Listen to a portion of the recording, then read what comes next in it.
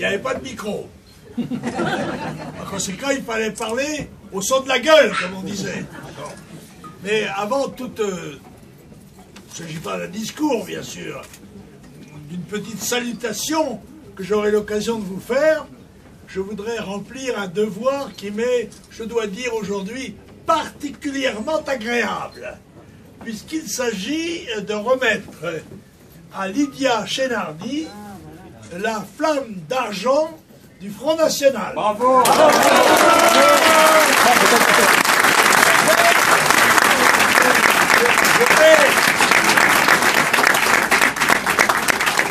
Je vais, si vous le permettez, quand même rappeler un certain nombre de dates importantes de la vie de Lydia Chénardi, qui est encore toute jeunette, il faut le dire. C'est vrai. Elle adhère au Front National en 1984.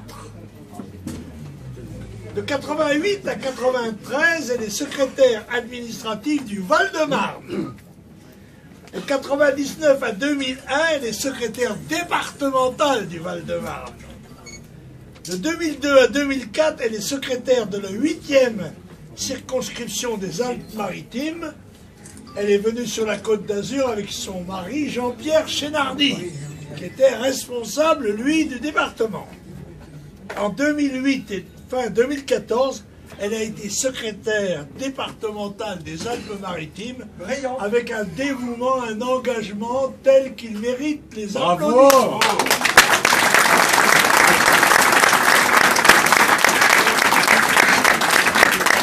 Mais elle a été aussi candidate, présente à tous les scrutins depuis 1984, notamment candidate au cantonal à Nogent. Ah, le petit vin blanc. 1998-2004, conseiller régional d'Île-de-France, comme moi. 2004-2009, député au Parlement européen, comme moi. Et en 2010 à ce jour, conseiller régional PACA, comme moi, et conseillère municipale de Menton.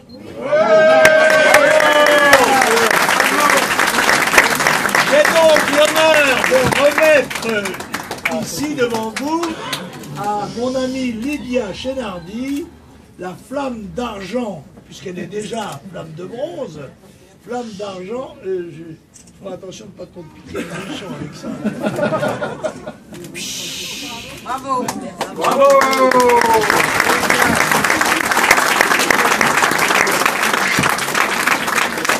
Merci encore. Mesdames, chers amis, chers camarades, mesdames, mesdemoiselles, messieurs et les autres.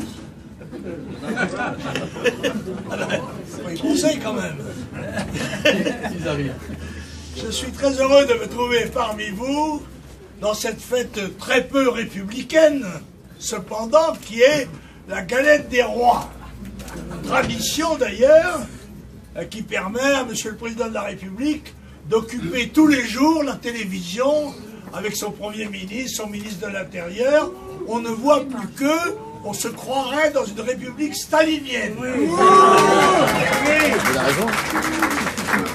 Et nous avons assisté pendant quelques jours à un déferlement de démagogie et à une véritable escroquerie politique qui a consisté à se prévaloir de leur propre échec pour essayer de remonter dans les sondages, ce qu'ils ont réussi à faire provisoirement.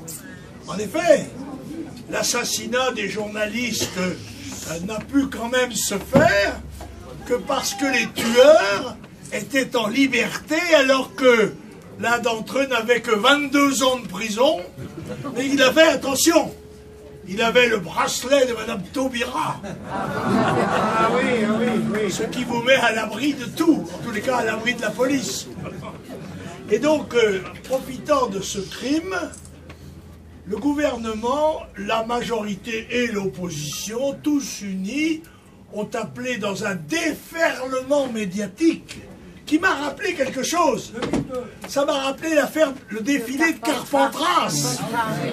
Ça m'a rappelé le 2002. l'appel au peuple contre l'arrivée de Le Pen, attention. Et on mobilise les forces du pays, enfin les braves gens, beaucoup de moutons, il faut bien dire, qui suivent, et on met des millions de gens dans la rue contre le terrorisme islamique. Je rappelle que j'ai été poursuivi par le parquet de la République il y a quelques années pour une affiche qui était non à l'islamisme. C'était pas à la mode à ce moment-là. Ça l'est devenu maintenant, tout juste si je ne vais pas passer pour un mou.